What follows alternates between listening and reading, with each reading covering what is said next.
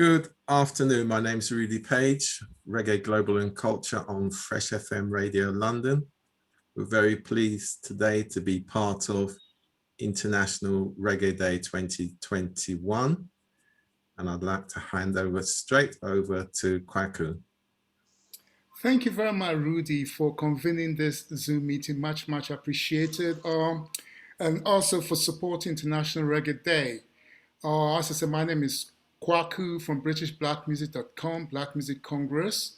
And although our organization has supported reggae, we've given awards to people before we knew about the International Reggae Day. In 2017, I recognized that there was this thing called International Reggae Day. We did an event at University of Westminster.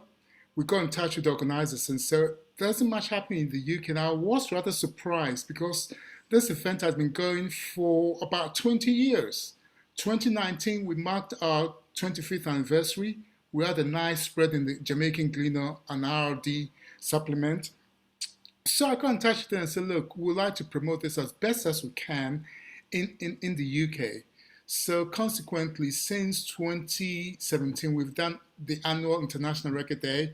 So 2017, University of Westminster, 2018, London University Institute of Education, 2019, Goldsmiths University, and we're planning on going to Goldsmiths University because we've got a great space, big theaters, atrium, and then COVID hit us, so we had to go online.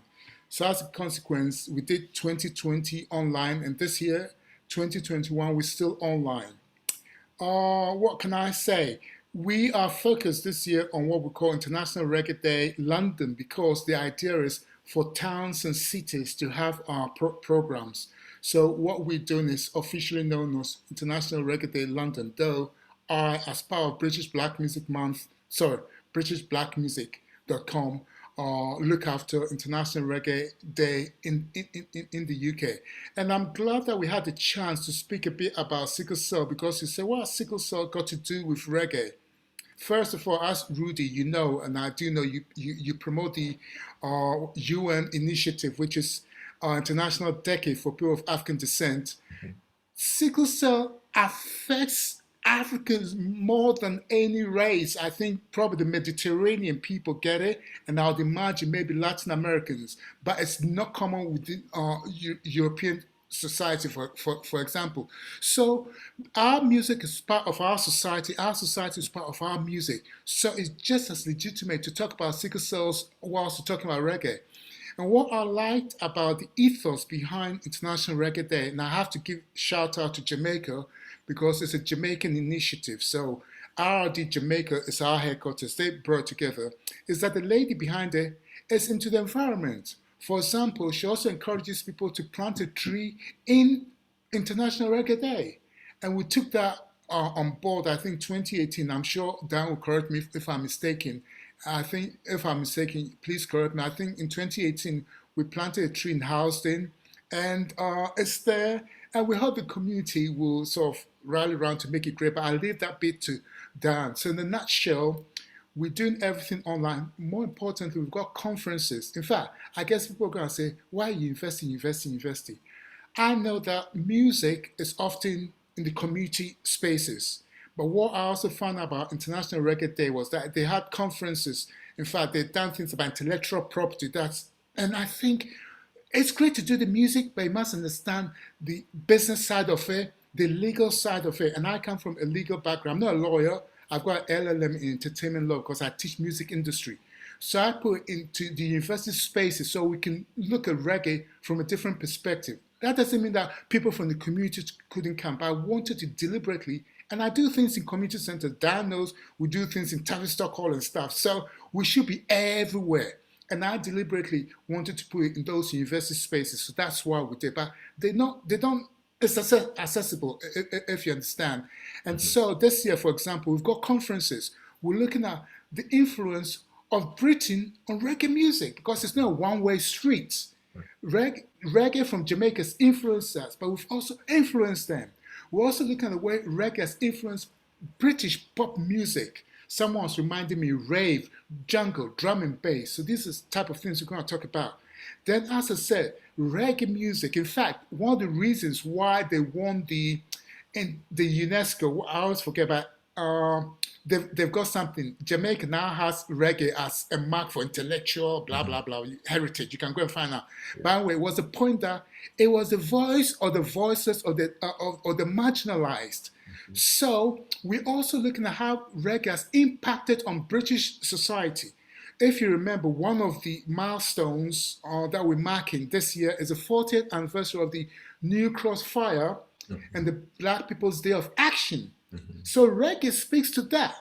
Those that were on the march or those that have seen Menelik Shabaz's video, Black Agoran, would know that one of the tracks played is something that said 13 dead, nothing said. And although the artist on the record is Johnny Osborne, who's a Jamaican, it was recorded in England. It was produced by Aswad and Mikey Campbell, who, by the way, is Mikey Campbell is an RRD award winner. The other thing we'll be looking at, and I think most people on this platform or your listeners may not be aware of, is something called BRAFA. BRAFA stands for British Reggae Artist Famine Appeal. Everybody remembers 1984, 1985, Bob Geldof and Band Aid and getting money for the the Ethiopian famine relief. But few people realize that the reggae community came together to record a track called Make Africa Green Again. They did a one-off concert. Leon of Blackstones tells me that they had PA systems. Maybe Fizra, you should have been there to help them. So some of the artists on the bill didn't get to play, but at least they made an effort. So we know of Live Aid, Band Aid, but the reggae artists 38 years ago came together. So that'll be part of our conferences. Then we have DJ sets, we have performance, and I think I've spoken enough, so maybe Dan can talk about the reggae tree. Right. So, Kwaku, thank you very much for that. And there's some key points that you mentioned that are really important.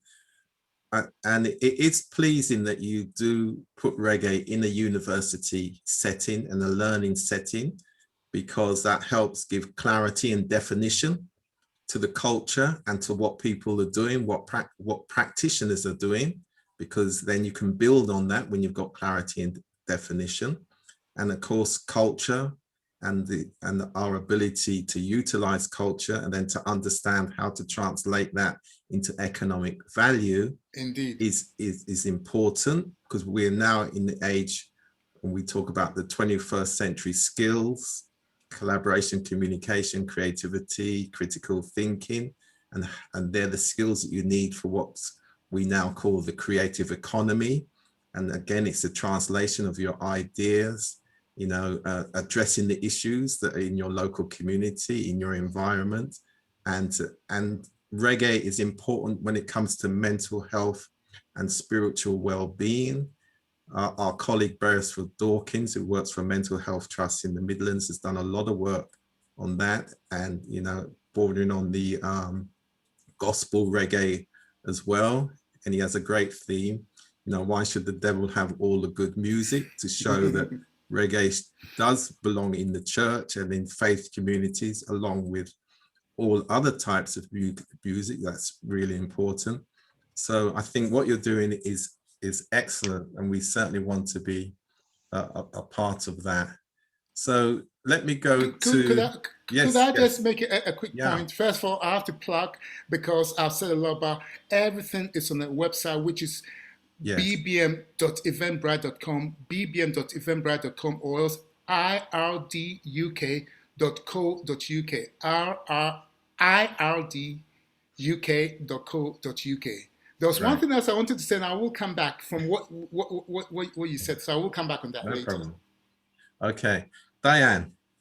Hi. So Kwaku is back in 2018. So I met you on the 1st of July, 2018. I remember it was a Sunday morning, 9 o'clock. So Councillor Lloyd McLeish, she's not on here, he told me about a tree that was being planted.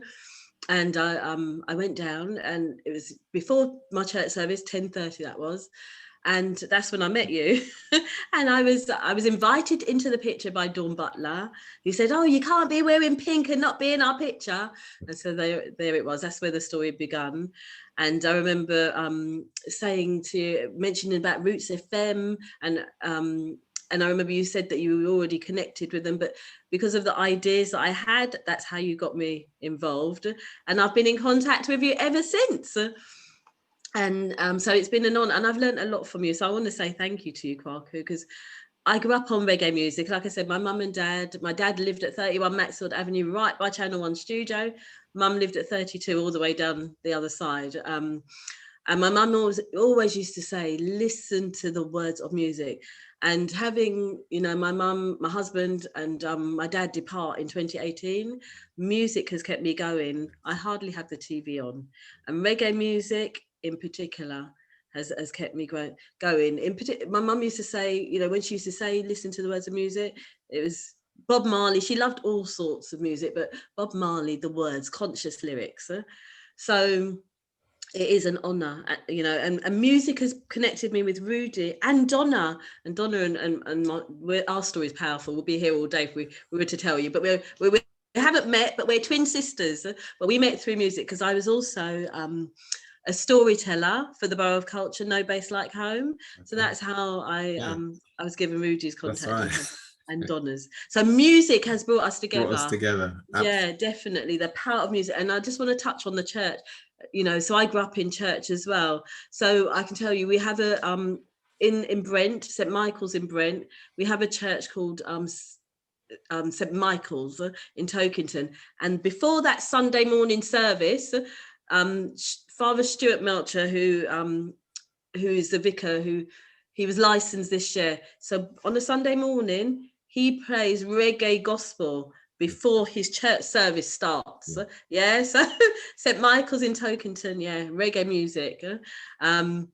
So Kwaku, that tree now, the story of the tree. Yes. So 1 year on, in 2019, so we met around that tree again, and we had Carol Thompson, Janet Kay, Victoria Mary Evans, and people from the council and officials and people from the community. So we had a bit of a celebration. A plaque was placed there, which very small, and placed at the bottom of the tree. It's a start, though. Yeah, it's a start. So we embrace it, and that's what I say to people. I kept on saying to people about the red, because I'm proud that we've got. It's a starting point. Yeah. So we give thanks. Yeah. So, and I thank you for initiating it. And then we had a celebration at the Tavistock, and Big Brother Fitz was involved there. And Pat. Pat, who's a singer, who's from Harlesden. I was hoping she'd be here, but I'm trying to get her involved on the 1st of July. So the story of that tree, the story has begun. Right. We just got to build on that story. So we need to get, so obviously COVID, we couldn't do anything last year. So the tree's looking a bit. Yeah, we'll get there. Everything is work in progress. Absolutely. And one step at a time, then you just keep building from there. That's right. So we've begun, and so we want to give that tree some love. And we'll get there. We have a short-term plan, but we've also got the long-term plan. And thank you for letting me lead on the tree, because I keep talking to you about the tree. I keep saying, Kwaku, we got to work on that tree. So together we will, and we are. So, right.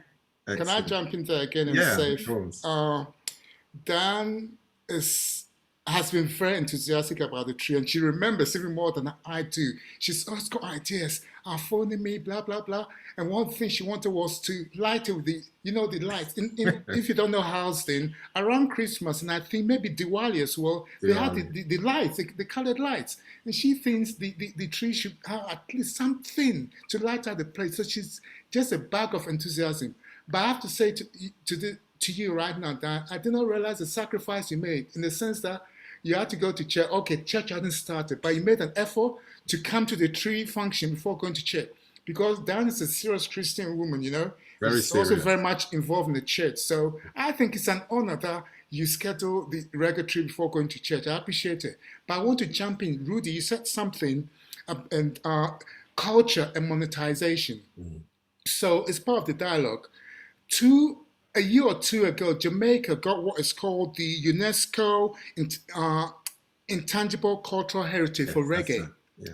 We had, so last year, no, it couldn't be last year, 2019, we had one of the guys that work at JIPO, that's Jamaican Intellectual Property Office, Yeah. come to talk about the whole process.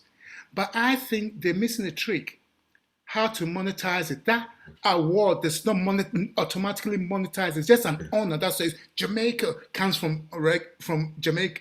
Sorry, reggae comes from Jamaica. Or as Dean, I might say no. Reggae comes from Africa, but sort of through Jamaica, if you understand what I'm saying. Yeah, that is a debate on itself, Yeah, which okay. today we haven't got a lot Yeah, of time but for. what I'll say is that since you're very much involved in Jamaica and the Yeah. cultural thing, Yeah. I think it might be helpful to link them up and see how you can monetize that award from the UNESCO. Yeah, and I'll take that on board. It's a great point, because also what we did this year as part of our Reggae Global and Culture linked with Reggae Reggae Month Jamaica, we had Hugh Francis, who spoke about reggae, what is reggae, and the business of reggae. And also on the World Intellectual Property Day, which was on the 26th of April, he spoke about the 21st century Black music industry. And of course, his track record with Jetstar. So he really knows when it comes about the translation of culture, music into economic value. So we've got two great talks from him that will actually, be on International Reggae Day this year as well. Right, So, I don't think I've got the link. Did you send the link? Because I yeah, did ask for it. yeah. Well, I'll make sure you got it. You'll get it Thank today, you. even if you Thank haven't got you. it. Thank you. Right. We mentioned Sorry, before. do you mind if Okay. oh, Yes, I was Donna. just going to say, sorry for just butting in, but just to say, I think it's an amazing idea, the tree, and I just think it just couldn't be in a better place. I mean, I grew up in Harsden Yeah. and came from a very musical family, and it's just lovely to know the tree is literally near where I grew up, my doorstep. Excellent. So yeah, it's just nice, and I hope it grows and it flourishes and more people get involved. And if it wasn't for Diane, I wouldn't even know about the tree. So yeah. Thanks to Diane, my twin sister, who I've never met. So Donna, which is then hard to understand, but Donna, sorry. so does that mean now we're gonna be able to get a song sung by you about the reggae tree in Harlesden? Well, yes, I'm gonna have to work on that one. Excellent. Right. We'll come I'll have back to to you work on that definitely. one. Yeah. Right. I need to see the tree though. I need to see what it even looks like, Okay. So I mean, I have no idea. So yeah, but it sounds good to me. It can be It's a great arranged. idea. Right. Yeah. The two fantastic words as it relates to reggae for me. Sound system.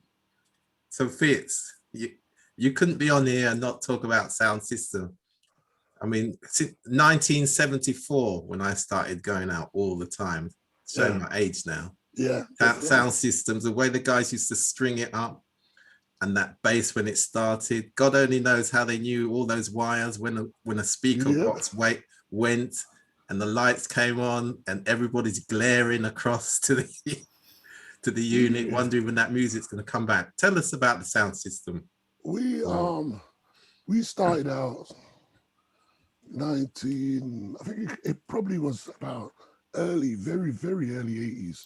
We started out, a group of friends had just got together, and I started out as a mic man at first. When we started, I was on the mic and used to make noise and G up the people, and it's a thing where how can I put it now? It was like a coming together of sorts, because everybody was doing something different.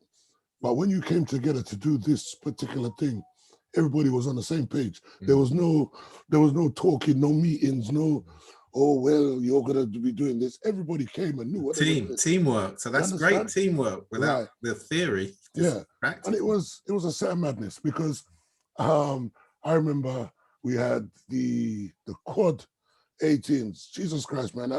How we moved them, I couldn't tell you, but we moved them, right? You're talking about 18-inch. I'm looking at my washing machine now, and 18-inch speaker, the front of it is about the same size as the front of the washing machine. That's right. Now imagine a box the size of your wardrobe with That's 4 of right. those in. Now, how we moved them, I don't know. But You were young men those days. well, that's there you go. And in my years in transport, because I'm also a fleet manager and I've been in transport for a lot of years now, I could tell you we've had bread vehicles. I was driving for a bread company, so the sound has traveled in bread vehicles. The sound I was working for, I was transport manager for Currys, so the sound has traveled in Currys, like Currys trucks up and down the road. All right, I'll say it now because I'm not working here no more. All right, DHL, we've had DHL vehicles up and down the roads, furniture trucks. But what people don't actually realize is that the life that you live as a sound man is completely different to the life you're going to live as a raver. Because remember, our party, our dance starts before you even have your bath. We got to be there first and set up. And then we all enjoy it. And hear what? You see, when you're walking out now, you're getting your coat from the cloakroom. Our night ain't finished. You understand what I'm saying? We got to be unpacking and taking this home and blah, blah, blah. We played at Nottingham Carnival we did 24 years at Nottingham Carnival. We're not there anymore. I stopped doing Carnival because it's a politics thing. Carnival is not Carnival no more. That's how I see it.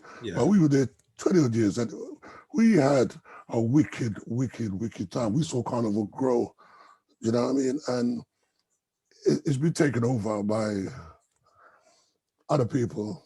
So just leave that there because that's for a different argument. But yeah, the sound system now, where the sound system is now is no longer, you still got a couple of guys out there, like Ras Mikey and Deborah who are still running the big sounds. But because there is no way to play the big sounds anymore, you can't get the community centers no more. You can't get the halls no more. They don't want you to bring this equipment in there. So the sounds have got smaller. But the funniest thing now, due to technology, the sounds are getting smaller, but technology now, you're still getting the same oomph for your pound. You know what I'm saying?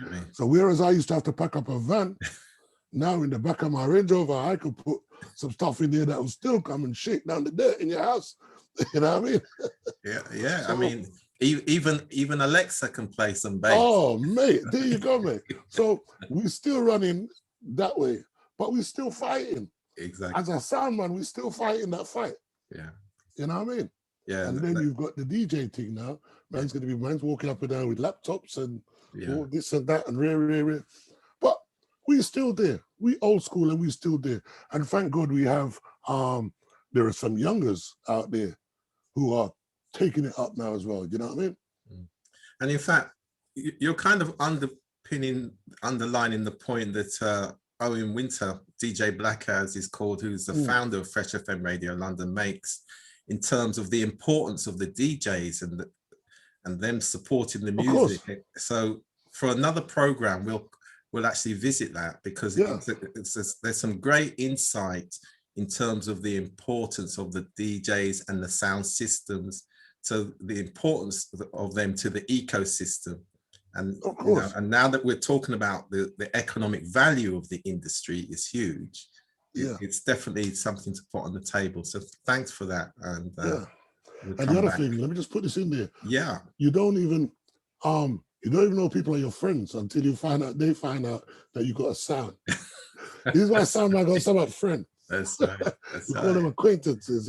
Absolutely.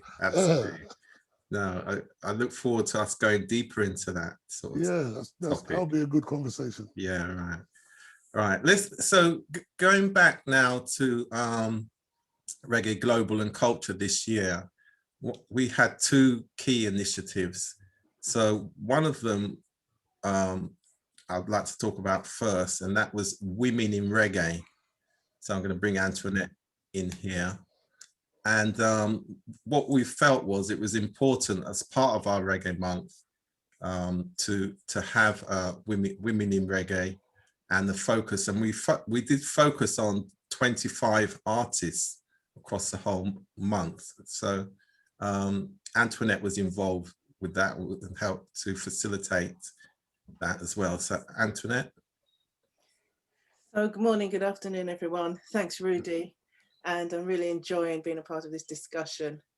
I can remember separately, before I talk about working with Rudy on Reggae Global, my dad used to be a reggae events promoter. And I can recall every week we had to drive from Brixton down to Jetstar in Harlesden to get various music to be ahead of the curve. Dad wanted the up-to-date music there.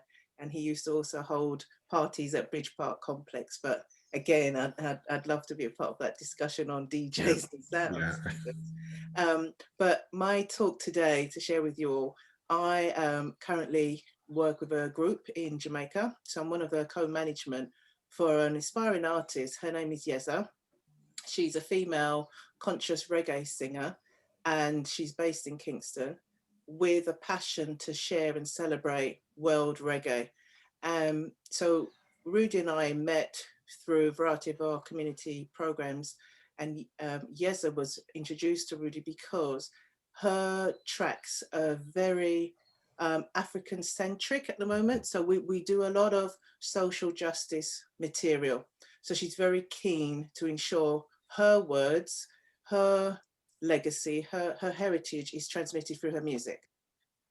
So we have a track that had been circulating back in 2019, but became more prevalent, sadly, with the death of George Floyd. So Yeza has a track out called Is It Because I'm Black? And the lyrics are so pertinent to us all for World Black History. The things that we go through, things that impact us on a local level and also on a regional, then international level. So we discussed with Rudy, how could we showcase women's impact and influence in the reggae sector? And that's how we came together. We met with Rudy, that's Yeza and myself and the team, and we did a piece around Yeza and her work. So we know we're really appreciative of Rudy enabling us to be a part of Reggae Global Culture. At the same time, Yeza has taken part 2 years now in Yeza has taken part in Reggae Month on the ground as well in Jamaica. And she was featured as part of the Children of Icons. And she did a set of the legendary Dennis Brown's tracks. So it was really, really great that she is taking her work through the decades, but also homage to legends. So just wanted to share, you know, the next generation coming through in the music. It's fantastic that they are holding on to the legacy, but also evolving it. And I think that then in part to Kweko's conversation and Rudy on the creative economy, they are now taking it through the business lens and also the impactful lens of the work. So I'm really excited as a female in reggae. She's seen this, you know, those opportunities and she's going for it. Yeah, and what I like about her as well, she's empowered and, you know, takes the lead. And even we did an interview with Coffee as well. Yeah. And she was really great, professional, answered all the questions. It was just really down to earth. So she was, so again, there's always hope in every generation anyway, regardless of what anybody says. And especially with our community, you know, the talent's always there through the generations. It was there before we got here and it'll be there after we've done our bit. So thanks for that, Antoinette. There's one thing I should add as well. A few years ago, I actually met Junior Lincoln, and he told me about all the work that he did prior to Live Aid, which was quite a significant amount of work. And I was able to link him with Jack Bueller. And you know, Jack Bueller does the plaques, the blue plaques and things like that, and the black plaques. So to ensure that Junior Lincoln's role within all of that historic times as part of that, and Antoinette actually did an interview with him as well, which I think we'll play some of that on July the 1st as well. So thanks for that, Antoinette. Thank you. Right. So the other element of the Reggae Month Jamaica now, I touched on with Diane, and it's with our friend from across the sea, Dean Roden, and that was Reggae Hermitage. So when we launched the Reggae Month Jamaica in collaboration with Reggae Hermitage, Dean was responsible for putting that together. So Dean, if you'd just like to talk us through about Hermitage and its reggae history and your role within that for the next 5 minutes or so. Thank you very much, His Excellency, Sir Honorable Rudy. That's how we give people name in Hermitage. You know, reggae, this is his new reggae name now. You know, we must recognize our people, you know, and it's a pleasure being here this morning. As you know, where I'm at, I'm 5 hours behind you guys. Normally, the first thing I do in the morning is to worship with my mom. So I want to keep that tradition. I was hospitalized for over a year. So first thing I do is worship. So before I came on, I have to worship. So I have to wake up an extra hour. And my mom said, don't. So I have to worship with her. Now I worship by myself. And after the program, I just called my sister, said, I'm a little late. I want to read off the Bible. We started Genesis and we're now in Acts. So can you imagine over a year, every morning we read the Bible. So just want to just include that.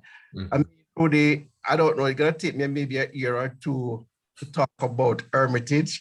Because at the time, I'm so glad to be here. You know, the missing puzzle that I wanted, I need a contact of everyone here.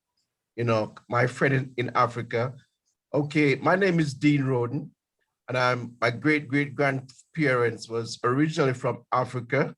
Then we moved to Jamaica.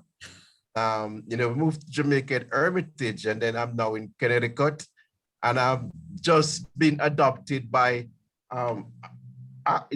Arden in England. So I have to work on my British accent. I've been newly adopted. You know, Rudy's now my brother. So I'm a British, Jamaican, American, African originally. And earlier on, I just want to touch something about reggae.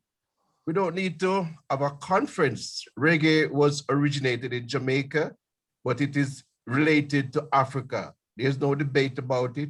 Africa, reggae music focus straight about Africa. You know, whether it is in gospel or it's related to what we have been through coming from Africa. So 90% of the songs they sing, it's about Africa. And what I'm saying today, you will never get it download. This information, I was there. You know, I've been living in Hermitage from 64. And when you talk about culture, the first cultural day was kept in Hermitage. And that's where we're gonna, for Diane, that's where we're gonna plant the reggae tree. I'm gonna pass it around to Augustown, Goldsmith Villa. So I have a committee with all the members of these 5 communities: African Garden, Bedwood Garden, Goldsmith Villa, and Hermitage, and Augustown. So we're gonna plan Hermitage, where the first cultural day was kept by Professor Barry Shevens, Miss Lou, and Ronnie Williams. Not much people can say this, they know Miss Lou or Ronnie Williams. I can say that, that's where she performed in Hermitage.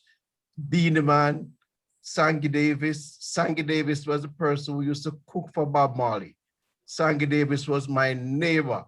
So can you imagine you're the neighbor of Sangy Davis? So I was the guy that, can you imagine how many people can say they grate up, cook that for Bob Marley or cut up a piece of cabbage for Bob Marley to come and eat. Through Rudy's effort, we had a reggae Hermitage, and I never knew this. Sangy Davis, so what I'm saying, nobody will hear this because you can't download it because everybody tries to download information. So you got to send for DDR in Africa, wherever you want to hear it again. But through Rudy's effort, that's what give him, in Jamaica, reggae, for most of you have to sing for your honor. You can't copyright a reggae artist. Lieutenant Stitchy, there's only one lieutenant. One Papa San, there's only one Brigadier Jerry. Rudy's new name as of today is Excellency Sir Honorable Rudy Page. That's his reggae name. Nobody can get that, and I give it to him. Thank you. And so Reggae Hermitage is what is the hub of reggae music.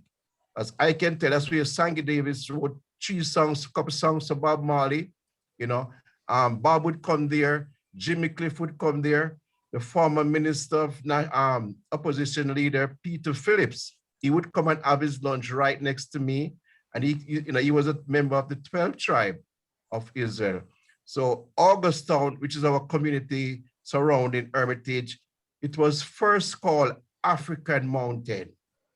And before African Mountain, Emancipation Day, 1830, 34, 38, that's when it gets its name, Augustown. Mm-hmm.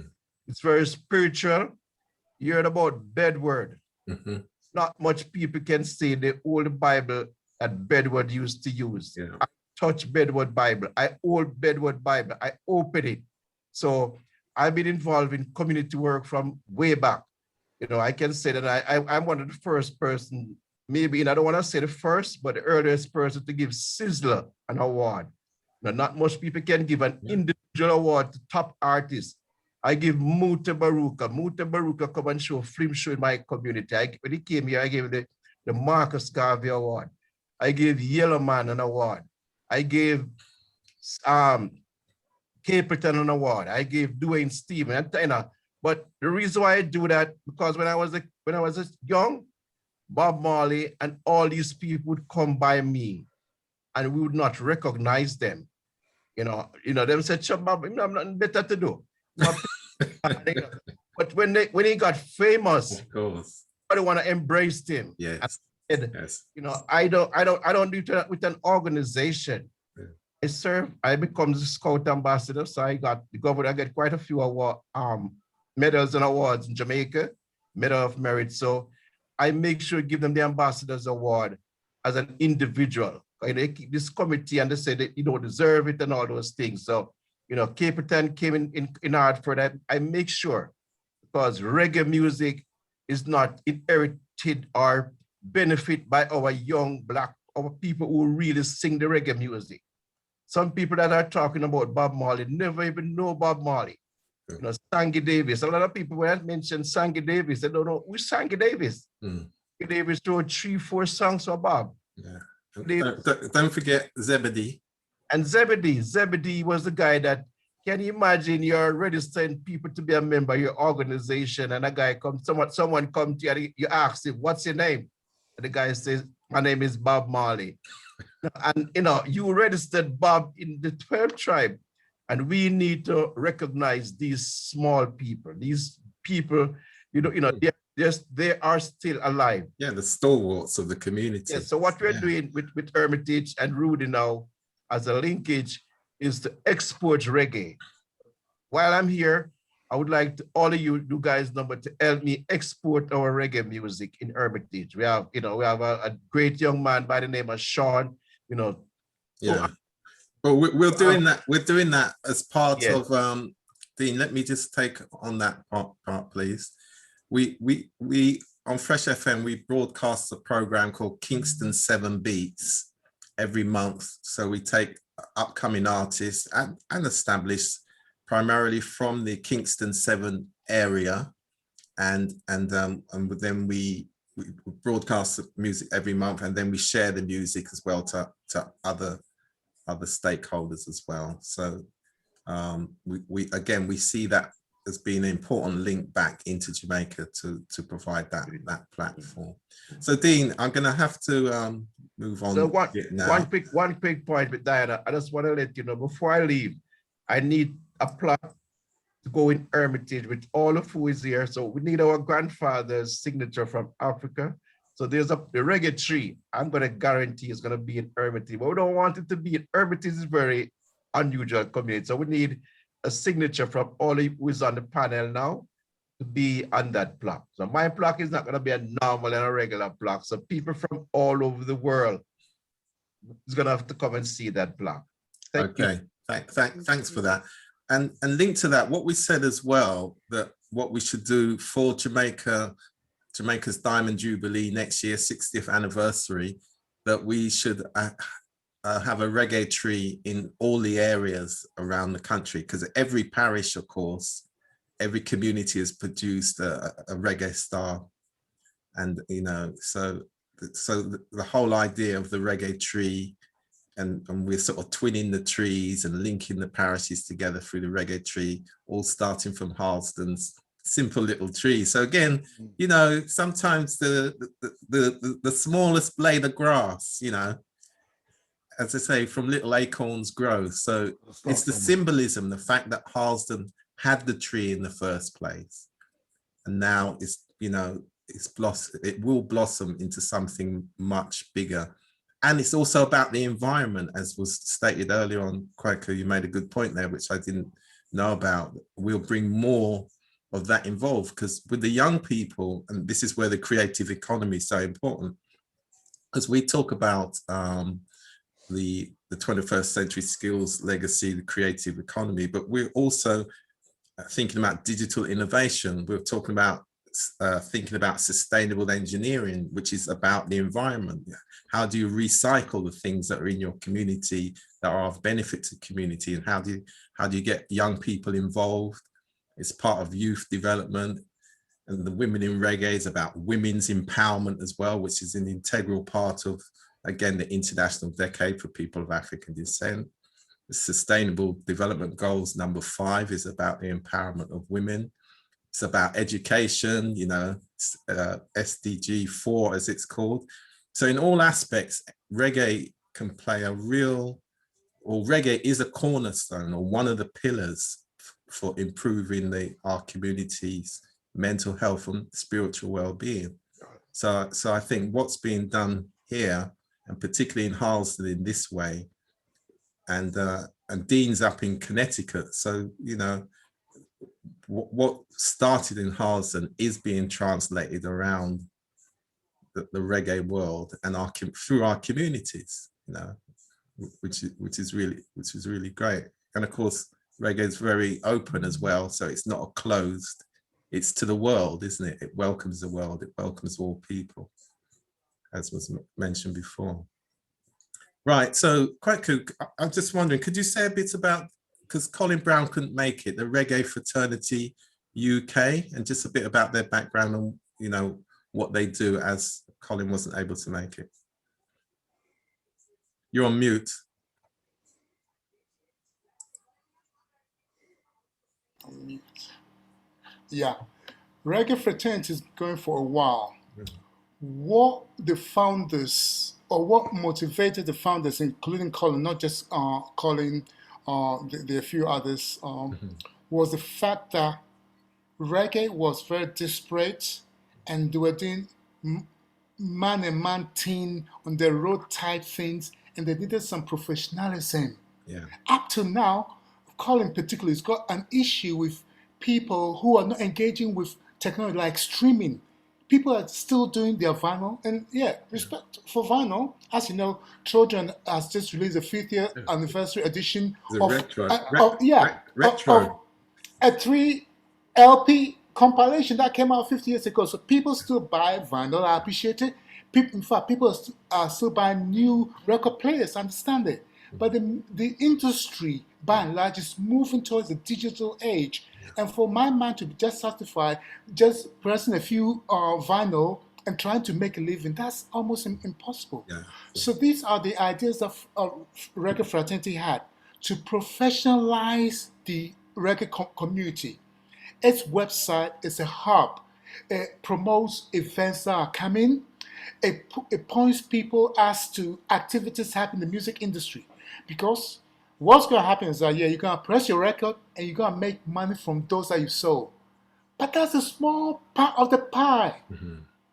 There is the potential to, in fact, some of our records are being played on radio. They're not being, and people are not making money out of it, because what they don't realize is that if you're not on the Collection Society's database, they don't know you. They're not going to come chasing you and say, Mr. John, here's some money we owe you.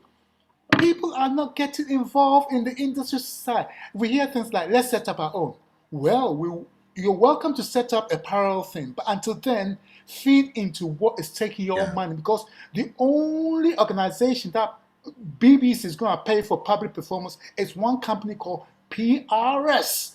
So until yours is established, that money, including your money, goes to PRS. So these are the things that reggae fraternity is trying to do, to sensitize our Yes. community that it's an industry. It's an And industry. that is why they're one of the main supporters of International Reggae Day. Because, in fact, they've got a bigger vision of International Reggae Day. They want International Reggae Day to be the hub, i.e. the key confab for the community in terms of networking. And when we had Goldsmith University, that was fantastic because we had a lot of space.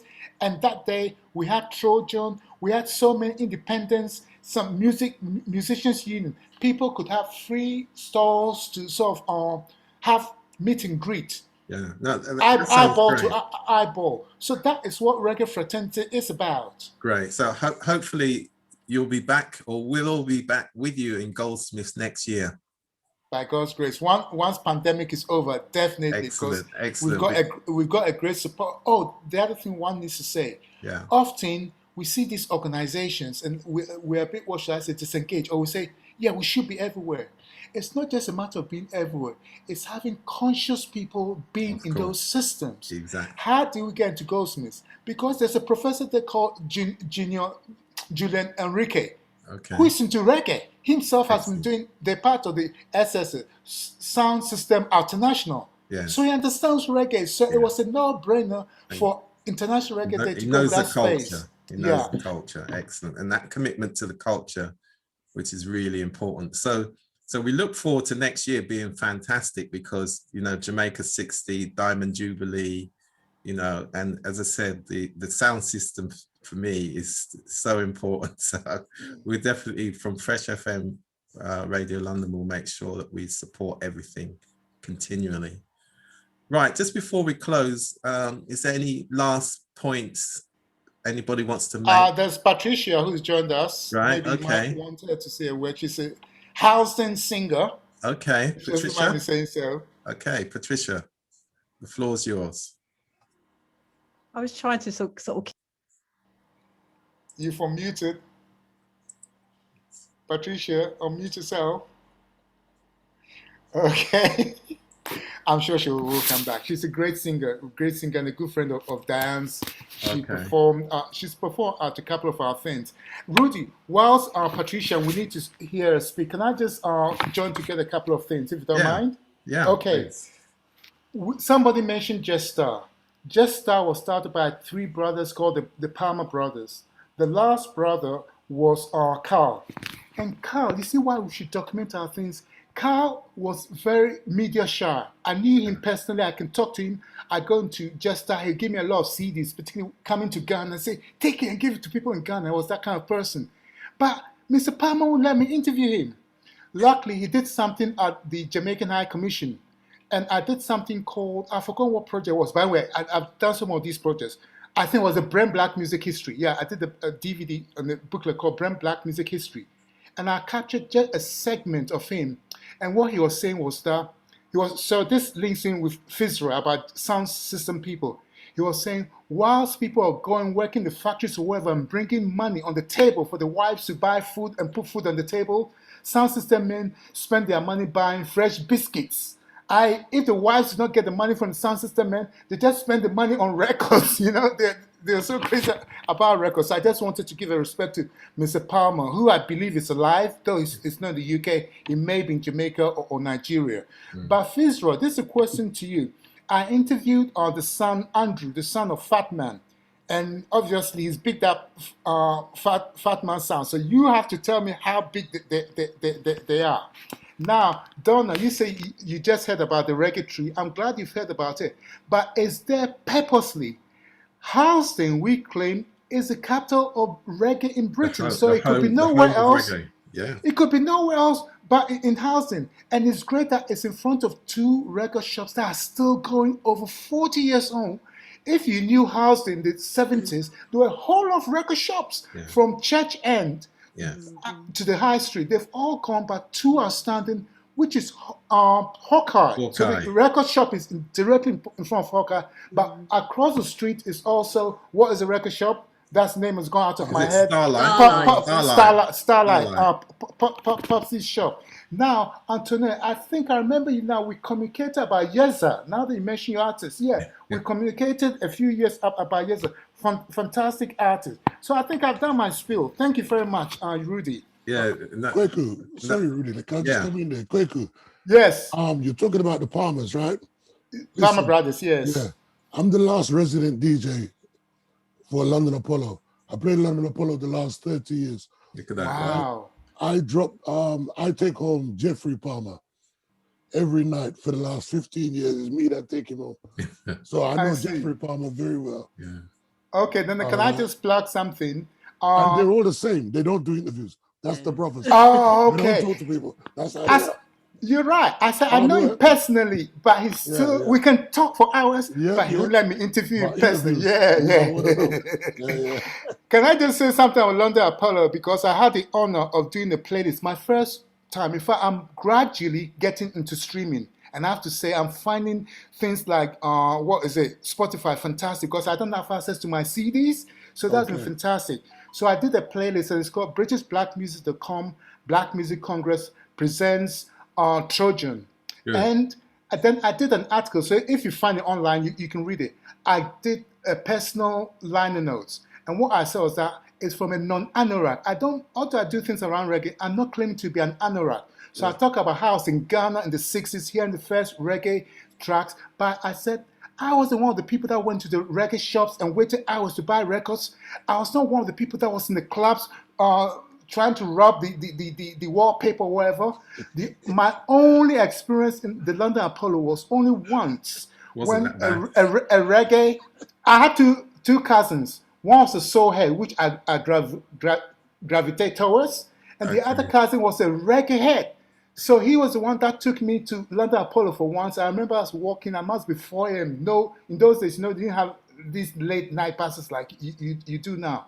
So that was my recollection of the real London Apollo in the heydays. And I think, again, when we talk about the sound systems, we'll come back to the clubs, Yeah. And the pubs that we all used to go to. Right. Diane wanted to speak. She's Patricia, can't you unmute yourself? Patricia? She unmuted, then something. She's unmuted. Right. I hope you can speak now. Patricia, over to you. Hi there. Hi. Yeah, I just came in at the last minute, really. I kind of was late in, and I just got this message this morning to. That's all right. That's all right. So apologies for that. What do you want me to say? To introduce myself? Or? Yeah, just tell us a bit about your reggae life. Do you know what? I grew up I grew up in the church. So I've always sang from a very young age. I directed a choir from when I was about 20. There was about 50 young people within the choir. So it hasn't actually been a reggae background. But I did, funnily enough, do a reggae track with the Palmers, one of the brothers. We went in the studio and recorded a song. We were quite young, and the song was called I for Jesus, You for Jesus, Come to Jesus. You probably never heard of it before. So I could sing a track of it. How did it go again? God, it's been such a long time ago now. So Patricia, are you going to re-release it? Oh, good question. I think I've got the vinyl somewhere, actually. There you go. The Come red on. vinyl. Get in the studio. See if I can find it. Get in the studio. But I was just on the phone to my daughter, because she actually has a music background as well. And as I was listening to you guys, there's a song that she recorded when she was 17. She's now 27. And it's on Amazon and on iTunes. And I thought, my God, this song would be so powerful for now. And it's a song called Unbreakable. And it's a reggae track as well. So I was just on the phone to her now, just figuring how could we, do you know what I mean, get that, exposed. Get it onto YouTube. Get it onto Yeah. YouTube. Share the link everywhere. Yeah, that's what I was just on the phone to her now, because the words are so just for now, just so incredible. Is it a cover with you guys? Is it an original or a cover it's song? her original song. She's only got her own songs on iTunes. Okay. But this one particular one she did was a reggae song. So in regards to myself, I think I've got about maybe most of my songs are like R&B, but there's two particular songs which are a reggae influence as well. So I'm versatile. I do all genres when necessary. So Great. yeah, that's Great. me in a nutshell. Great to hear from you. Diane. Rudy. Sorry, Hi, I was gonna. Sorry, my battery went. So so I got lost somewhere. Okay. So yeah, it's lovely to have Pat on here as well. But I was going to say, just rewinding a bit, Apollo. So my late dad, I remember. So Apollo nightclub. I went in. My dad took me in. I must have been about 14. It wasn't just to go in and meet Mr. Palmer, and then my first time I ever went to Apollo was with my cousin and my nephew's mum. And it's just having those beautiful memories now that my mum and dad are no longer here. And then going on to, so each year, my little treat, or my dad's treat to me, he used to take me to Jetstar to get records. As to come out of a box, Mr. Palmer never used to, just used to have to choose my records as to come out. That's so my late husband now as well. So I remember before I started dating Ray, the sound clash. Yeah, we had a sound clash, and when I dropped some tunes on him because I dropped some tunes on him. I kept on saying to him, "I know I beat you," and he's no longer here now. So we never got to do part two, even after we got married. I always used to say to him, "Yeah, let's have another sound clash." But I say to his friends, "Come on, bring it on," but I don't. Yeah, no one's kind of taking me on. Right, yeah? we're looking I know forward. tunes. I used to bring. And so we're looking forward to you and Fitz. I know, I won't take Big Brother. But I used to bring music back from Jamaica. My dad used to take me to, because my dad was well connected in Jamaica as well. So he used to go to studios, the Dynamic Studios, and I used to bring back vinyls. So my brother has got some of those music, and my mum, when she came here before I was born, Trojan Records, my mum used to buy music as well. So I can't get away from music. So I give thanks to my mum and dad. My husband was a sound system man as well. He was a mic man as well. So so I look forward to that conversation. Yeah, that's going to be a great dialogue. That one really is. Those memories. Right, Dean. We've got to close, but I'm going to give you the last word as you're the foreigner in USA. Well, as I said, I'm now a member of the team, but I just want to thank you for having me. And there's a lot of projects that we have in the Hermitage community for the young people, the business people, and I need the support. I need the support through music. I need the support, whatever way, to keep the link. Because what I'm doing, I'm just a messenger trying to prolong the message or the work that we all are doing. And we have to bring our young people, a lot of people keep it and becomes gatekeeper. And myself and Rudy is all about connection. But we need help. It's a teamwork. We can't be by ourselves. And I'm in a lot of organization, and I can tell you, out of it is just talk sometimes. I'm an action guy, and I don't make promises, and I'm out there with young people there in the community through music. I'm very proud to say, even now, that we have people from the bobsled team. They'll be going to the Olympic from Hermitage. We have gymnastic team. For the gymnastics, he's from Hermitage. Simone Edwards, the national basketball coach. She was born, she was living in my house. So, as I said, time would not permit us. And these are not fly-by-night people. These are people who are representing Jamaica at the highest level. I just came out the phone with Jimmy Sinclair like 2 weeks ago, the first reggae boy. But the bottom line, I need help right now. And Okay. So I'd just like to see some. Thank you very much, Rudy, for His Excellency, the Honorable Rudy Page. Reggae this is the Scout Ambassador officially anoint Rudy Page reggae name. We gotta take a name so nobody get that name. Okay.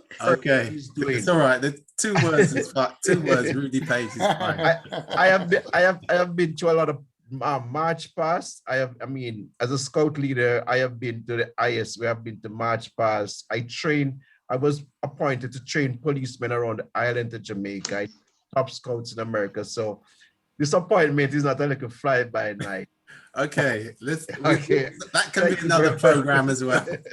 Rudy, sorry, can I just make a little request? Yeah. We got two beautiful singers on here. Just a quick line.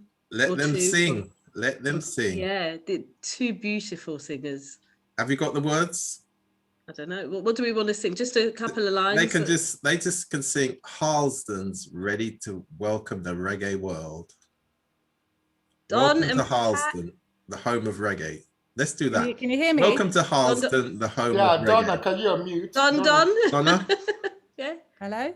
Donna? Hi, Pat. We can hear you. Oh, sorry, you can. Sorry, here I am. We want you to sing, both you and Pat. Donna and Pat to sing. Oh my God. Welcome No, not my. Welcome not to my- Harlesden, the home of reggae. Listen, Don, can you hear? Yeah, I can hear Welcome you. to Harlesden, the home of reggae. Continuity. That's the shout we want. Oh, that's what you want me to say?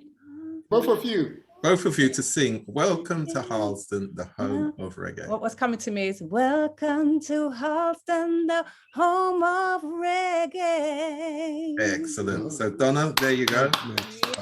Welcome to Harlesden, the home of reggae. Right. Now both together. Finale. Yeah. Harmonize, yeah? One, There you go. 2, 3.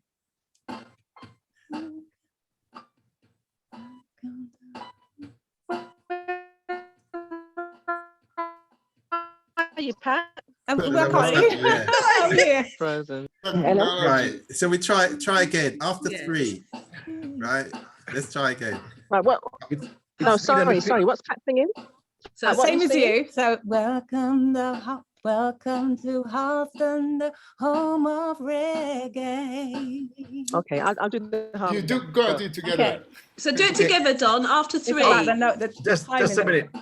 Just a minute before. Is the Hold on, music- Dean, Sorry, please. No, I'm a piano. I want to say the piano in the background. Is it okay?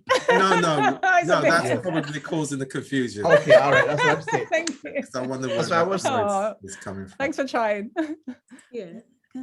1, 2. So after 4. 1, 2, 3, 4. Welcome to Harlesden. Yeah? Don? 2. You there? Yeah, I'm here. So after 4, Don. What? No? I'm going la. Yeah? Can you hear me? So, okay, so you're going to do that note or shall I do the harmony? Come to Harlesden, All right, do the harmony. Go on. Yeah.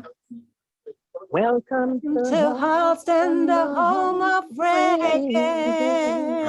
Yeah. Okay, let me count to 3 and then Yeah. do Right, it let's again. 'Cause start. we can 1, edit 2, it all, so don't worry. 1, 2, 3. Well, One more time. Okay. Let's try again. If I count to 3, yes. please start after So- 3. Donna, are you okay with that? Yeah. Right. Okay. 1, 2, 3. Welcome. I think there's something wrong with the connection. I think Donna's It's connection. Yeah. Welcome. To Harlesden. Right, after 3. Yeah. Donna, Patricia, after Yeah. 3, okay? Donna, did you Okay, get that? yeah. After 3. Patricia, after 3, yeah? Mhm. Yeah. All right, let's go again. 1, 2, 3. Welcome to Harlesden, Harlesden, the home of reggae. Different timing. Yeah, let I her do think it there's a separately. delay All on right. Donna's. Yeah. Okay, I'll tell you what we do. Let We her do it we do separately, Rudy. separately. Because of Yeah, let's do the it connection. separately. Yeah, So, do it separately. Okay. Yeah. so Patricia, Shall I do it? okay, Donna, think as you're speaking, Donna, Yeah. do yours.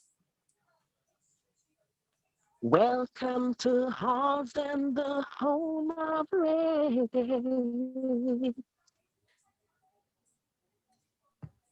Thank you. Patricia? Do you want me to do the harmony or sing the same thing? No, just do the same thing. Okay. Welcome to Harlesden, the home of reggae. Very good. Thank you both. Thank you And both wait. very much. While you're there, just a little, if you can just add Hermitage now, you know, the so just do that one for me. Just seize the moment, man. I want to hear you guys sound so good. I want to hear how you get the ice in it. Put the ice in it. Welcome to Hermitage, the home of reggae. Is that it? Beautiful. Do it again, Patricia. Welcome to Hermitage, the home of reggae.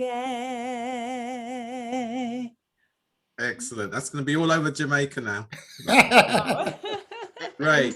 And so, Donna and Pat, I hope you're both available on that, because we need to have that sung around the tree. Those lyrics. Okay, well, I've blocked the 2 hours there on my. Excellent. When is that? Is that the 1st of July? Yes. Yeah, which is a Thursday, I think. Yeah. Okay, what time? What's the time? So from originally 3 till 4. Yeah. 3 till 4, okay. So Diane's in charge of that. So Diane will. No problem. We might overrun a little. We'll see.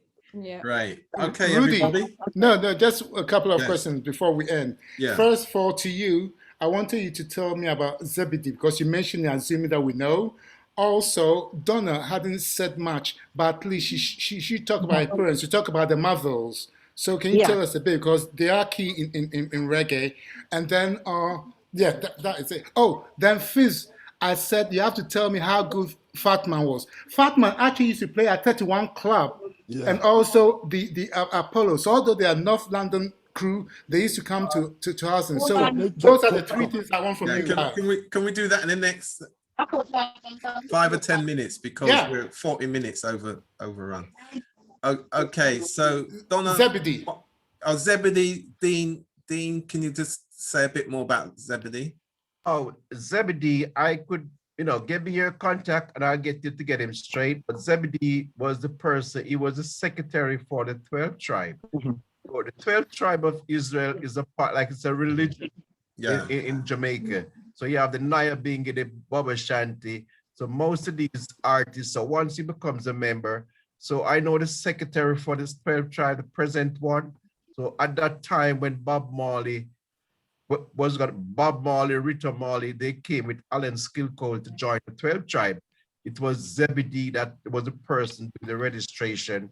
Zebedee was a guy when Bob Marley, through all of his ups and downs, his tragedy, most of the things that happened to him, he would go to show with Bob Marley to Africa, all over the world, because he was a secretary.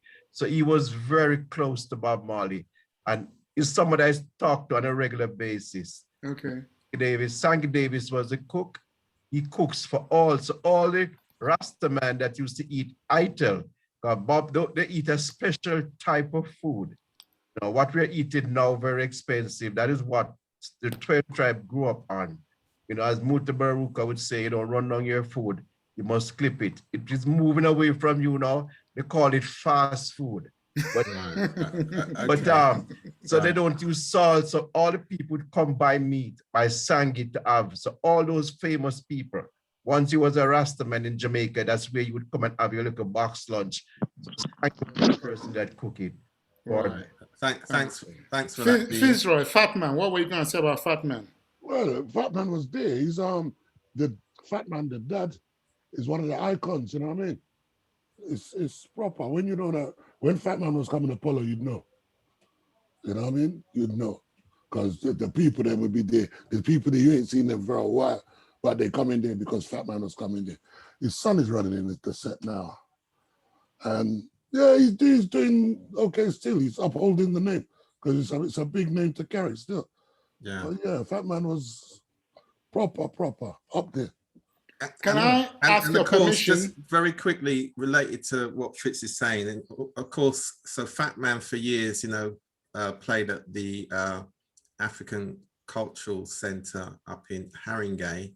Yeah. And of course, they were featured in the Windrush film as well, as that was one of the places where the gentleman went to listen to Fatman all through his troubles as it related to the Windrush scandal. So again, you can see how reggae just it's seamless through our lives, But Fitzroy, can I have your permission to use just that little contribution you did on Fatman? Yeah, you can. Okay. I don't have a So, problem with that. Rudy, if you can sort it out for me, I appreciate Yeah, we'll it. do. Donna, Thanks. time is really Yeah. against me Okay. now. Tell us a bit I- about the Dean, hold Marvels on a sec, quickly. Dean. I'll try and Rudy. I'll Hold try on, and make because it time sweet. is really against us. Yeah, I'll try and make it sweet and short. I've got so much to say. I'm just bursting with excitement. But basically, I grew up in a musical family. Early memories was probably North Circular Road, not far from Harlesden. Yeah, I grew up in the Marvels. You know, my father was Dimples, Alexander Hines, and my mum, Ornell Hines. And at the time, it was Eddie Smith that was in the Marvels. And, you know, there was lots of rehearsals in my house and microphones everywhere, music, harmonizing. It was just such a lovely vibe, you know, music all the time. There were times when mum was in the kitchen cooking rice and peas, dad was singing.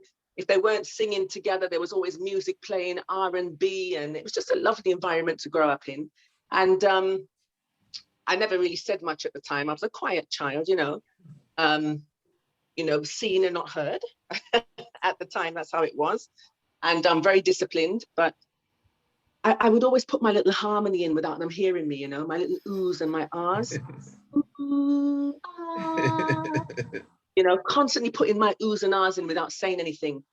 And then when I did come out now and start singing, my dad said, "Hey, she have a voice." And that's where it all started, I became, well, I was always Donna Hines, but, I became singer myself.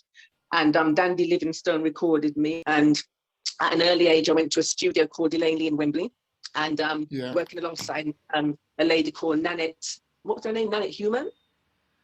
Yeah, at the studio in Wembley. And I recorded my first song when I was about 9 years old. And I've been singing ever since.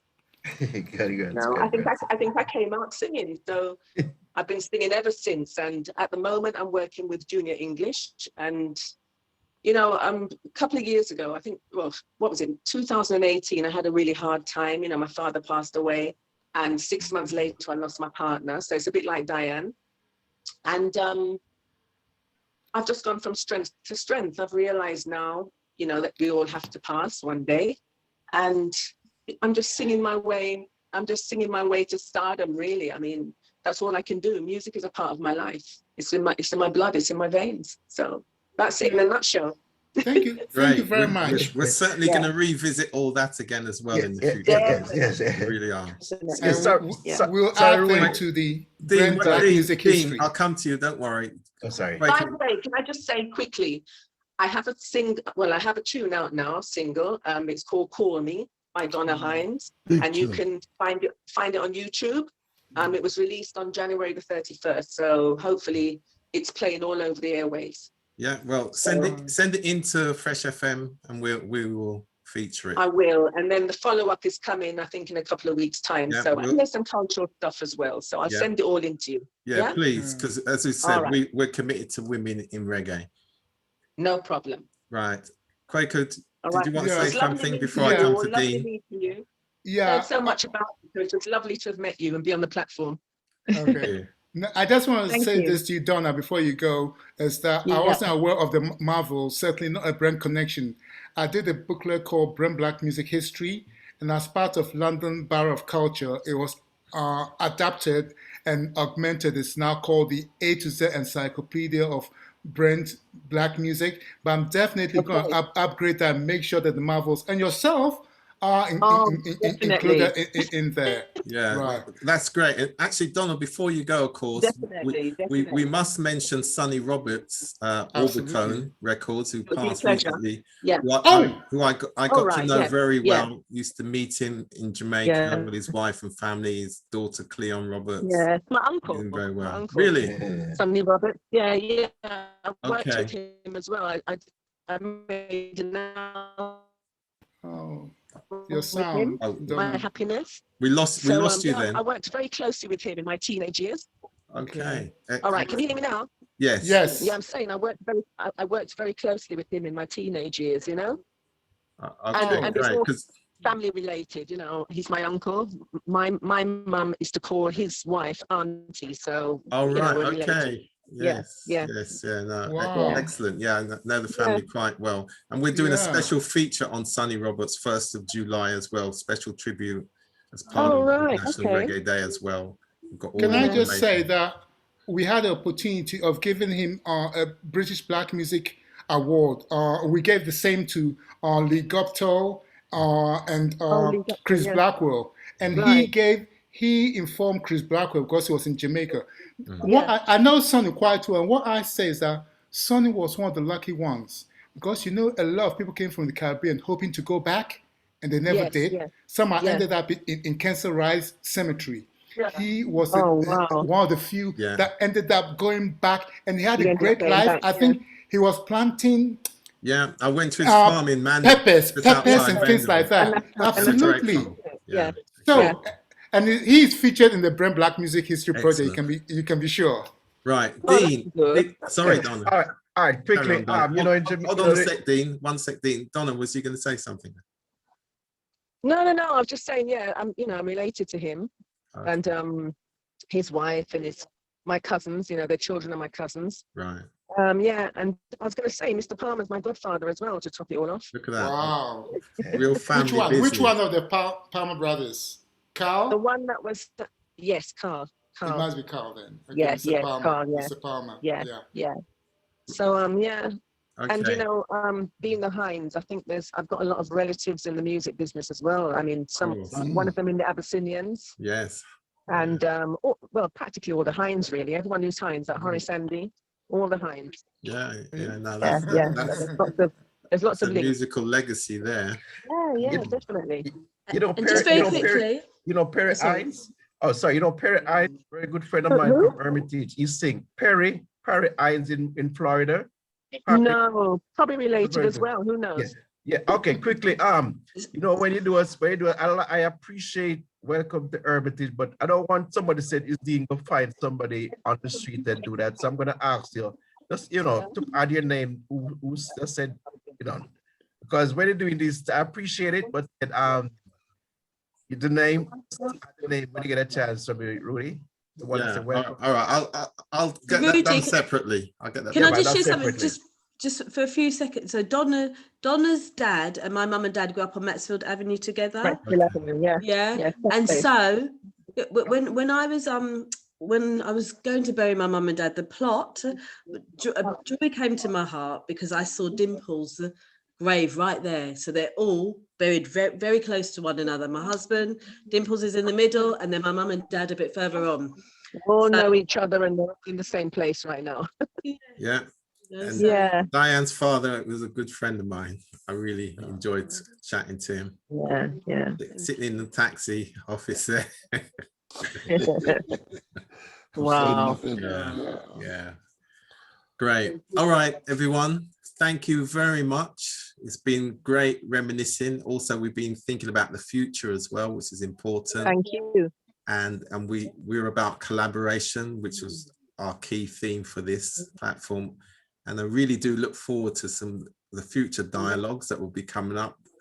Now, we've got events for the rest of the year under the Reggae Global and Culture theme. So August we'll be doing something. So we'll definitely do a platform in August. And of course, October, Black History Month, we'll do something there. So we'll have another 2 sessions at least for the rest of the year. And I look forward to Donna and Patricia singing again. Definitely. I mentioned your names. No worries. Thank you. And for Dean, you've got to put your name at the end of the shout, but we'll do that separately for him. Maybe if I brought to get that Dean, because they're gonna say, who did that? Dean like to say, yeah, man. Yeah. But I just want to say we'll sort it out. We'll sort it out. I really, sorry. Thanks for having me, Rudy. Yeah, no problem. We'll sort it all out for Hermitage, and that is the link between Harlesden and Hermitage. It's a great historic, and it's deep, and it's really, really cultural. All right. So on that great note, thank you all very much. Thank you. And take care. Everybody have a good weekend. Yeah. Thank you. God bless you all. Yeah, Thank you you. can pass my details to Dean. He wanted details. Yeah, Rudy, yeah. you can pass them to him. No Certainly problem. will do. Certainly Okay, will then. do. Do it right now. Yeah. Dan, thanks a lot for everything. Thank you. We'll talk some Thank more. you for Donna, everything, everyone. I'm sure I'll be coming Thank back to you. you Thank about you very much. your parents as well. Yeah, cool. Okay. And Antoinette, good to meet you again. Absolutely. Yeah. Oh, yeah. Everybody. He remembers you now, Antoinette. Yeah, right at the end. Yeah, it's a Yasa connection Yeah. that sort of trigger Sure. my mind. Yeah, yeah. And I've also cool. got a few pictures from the Goldsmith event because I Oh. also came to capture it, Kwaku. Oh, okay. Yeah. So we can speak. Yeah. Right. Maybe you should send me one because please send, if it's on hand, please send it to me. You got my email. You're on the main list, right? Yeah, I'm on the mailing list. Yeah, so please use that email from the main list to send to me. Great. I appreciate it. Kwaku, everyone is on your mailing list. Yeah. Interviewing me at the wrong time. Don't even